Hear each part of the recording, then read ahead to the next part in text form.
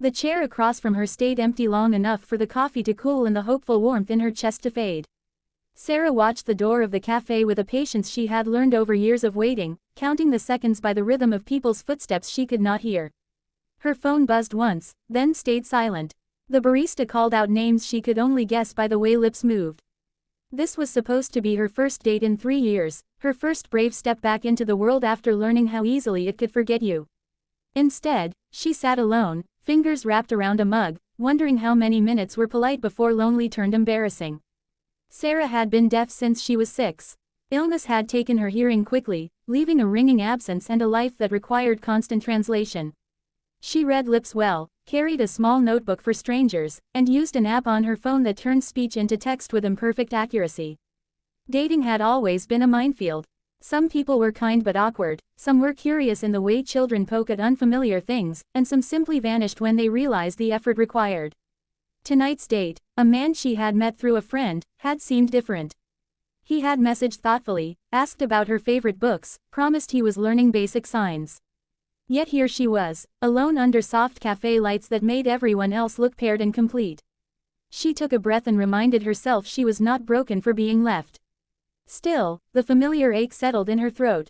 She stood to leave, gathering her bag, when the chair scraped across the floor beside her and a small hand tugged at her sleeve. A little boy with curls the color of chestnuts looked up at her with solemn eyes and then grinned. 3 more children appeared behind him like a mirror, same curls, same eyes, same matching jackets in different bright colors. They stared at her as if she were a puzzle they were eager to solve. Before Sarah could react, a man rushed over, eyes wide with apology. He was tall, a bit rumpled, wearing a jacket that had seen too many mornings of spilled juice and too few nights of rest. He crouched down, signing something quickly to the children, then looked at Sarah and spoke, his lips forming words slowly and clearly. "I am so sorry. They are curious. They don't usually approach strangers." He gestured to his ears and then to his hands, signing the same sentence again, halting but sincere.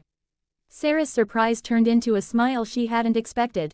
"You sign," she signed back, keeping her movements gentle so the children could see. The man's face lit up with relief.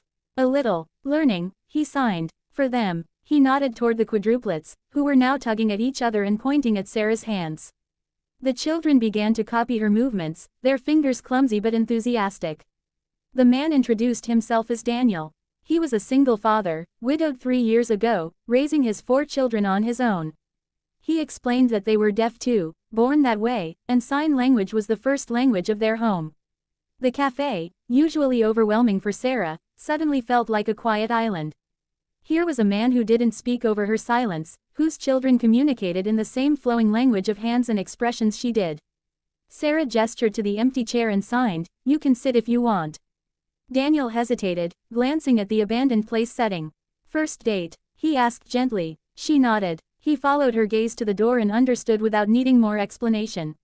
"I'm sorry," he signed. "People can be unkind." He motioned to the children. "We can be loud in our own way. If you need quiet, we can go." Instead, Sarah found herself laughing, a silent shake that made her shoulders lift. "Stay," she signed. "I was leaving anyway." They ordered pastries and another coffee, using a mix of pointing, writing, and signing. The children introduced themselves, each eager to be first. Leo, the thoughtful one. Max, who bounced even when sitting. Ava, whose eyes missed nothing. And Nora, who leaned against Sarah's arm as if they had always known each other. They asked her questions in rapid signs. "Do you live nearby? What is your favorite color? Can you teach us a new sign?" As they talked, Daniel shared the challenges of his life. Mornings that began before sunrise. Appointments that overlapped. Nights when all 4 children cried at once and he felt like he was failing everyone. He signed with honesty, not polishing his story.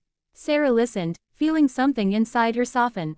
She spoke of her own struggles, of the way people often assumed she was fragile or incapable, of the dates that ended when communication felt like work instead of connection. Halfway through their conversation, the barista approached, speaking loudly and smiling as if volume could bridge any gap. Daniel gently held up his hand and signed that they were deaf. The barista flushed, apologized, and wrote an offer of free cookies on a napkin. The children cheered silently. Sarah felt seen, not singled out. When the cafe began to fill, the noise level rising in vibrations she could feel through the floor, Sarah tensed. Crowds made lip reading harder, attention scattered. Daniel noticed immediately. He signed, "Want to go outside?"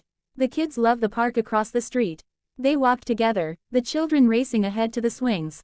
On a bench beneath a tree, Daniel and Sarah continued talking while keeping one eye on flying jackets and pumping legs. The sun dipped low, painting everything in gold. Daniel confessed his fear of letting anyone close. Losing his wife had carved a hollow he wasn't sure could be filled. He worried that no one would choose a man with 4 children, with a life so full of needs. Sarah admitted her own fear, that she would always be the compromise, the one people settled for out of kindness rather than love.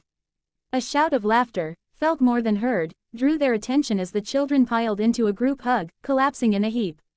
Daniel smiled at them, exhaustion and pride mingling. "I don't know what I'm doing half the time," he signed. "But I try." Sarah reached out, hesitated, then placed her hand over his. "Trying counts," she signed. "More than people think." As dusk settled, Sarah's phone buzzed again. A message from her absent date appeared, a flimsy apology about getting caught up, asking if she was still there. Sarah looked at the words and then at Daniel and the children, at the warmth of an unexpected connection.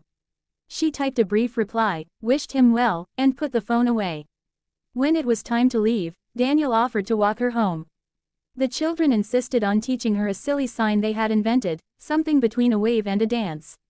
They walked slowly, stopping to watch a cat dart across the street, pointing out shapes in the clouds. At her door, Sarah felt the familiar pull of endings. Some encounters were beautiful because they were brief. She prepared herself for that. Daniel hesitated, then signed, "This might be strange. But would you like to have dinner with us sometime? Not a date, if that's too much. Just us." Sarah's heart thudded in her chest. She nodded, tears pricking her eyes. "I would like that," she signed. Weeks passed, then months. Dinners became routine, routines became comfort. Sarah helped with homework, taught the children new signs, learned their rhythms. Daniel learned to rest, to let someone else share the weight. They faced challenges together, judgmental stares in public, schools that needed advocating, moments when grief resurfaced without warning. They argued, too, about boundaries and fears, about how fast or slow to go. But they talked, hands moving honestly between them. One evening, after the children were asleep, Daniel signed what he had been holding back. "I am afraid to be happy again." Sarah took his hands. "Happiness is not a betrayal," she signed. "It is a continuation." He kissed her then, a gentle question she answered with certainty. On the anniversary of that first missed date, Sarah and Daniel returned to the cafe, the children in tow. They sat at the same table, laughter vibrating through the air. Sarah looked at the chair across from her, no longer empty, and felt a deep gratitude. Sometimes being left alone was not the end of the story. Sometimes it was the quiet moment before a life walked up, full and unexpected, and chose to stay. The message Sarah carried with her was simple and hard won. Rejection could be redirection. Silence could still be filled with love. And the family you needed might not arrive the way you planned, but when it did, it would speak your language perfectly. The first time Adrian Cole sat beside Lily at the community music center, he didn't touch the keys. He simply listened. Sunlight spilled through the tall windows, dust floating in the air like tiny memories refusing to settle. Lily's fingers moved with careful determination, her brow furrowed in concentration. She stopped halfway through the piece and sighed, frustrated. "I mess it up here every time," she said quietly. Adrian leaned forward. "My mother used to say mistakes are where the heart sneaks in." Lily looked at him, surprised. "Really?" He nodded. She said perfect music is impressive, but honest music is unforgettable. Lily smiled and tried again. This time, when her fingers slipped, she didn't stop. She kept going. The melody stumbled, then found its balance. Adrian felt something loosen inside him, something he hadn't realized he'd been holding tight for decades. But healing was not a straight path for either of them. Lily's mother struggled with guilt. She worried that accepting help meant she had failed her daughter. Some nights she lay awake wondering how long kindness could last before it disappeared like everything else they had loved. She avoided Adrian at first, keeping her gratitude quiet and guarded. Adrian noticed. One evening, after Lily's lesson, he spoke gently. "I'm not here to replace anything. I'm just returning something that was once given to me." She studied his face, searching for pride or pity, and finding neither. Only quiet understanding. That was when she told him the rest of the story. How Lily's grandmother had believed the girl was meant for music. How illness had taken her too quickly. How Lily practiced on imaginary keys, whispering songs to the table so she wouldn't forget. Adrian listened, jaw tight, because grief recognized grief. As months passed, the music center became a second home for him. Board meetings felt colder by comparison. Numbers no longer excited him the way progress did. Lily learned faster than anyone expected, her confidence growing with every recital. But with growth came pressure. One afternoon, Lily broke down in tears at the piano. "What if I'm not good enough?" she sobbed. "What if I let Grandma down?" Adrian knelt beside her. "Do you know why my mother taught me music?" he asked. Lily shook her head. "Because she wanted me to feel less alone in the world," he said. "Not because I'd be the best. Your grandmother didn't give you music to carry a burden.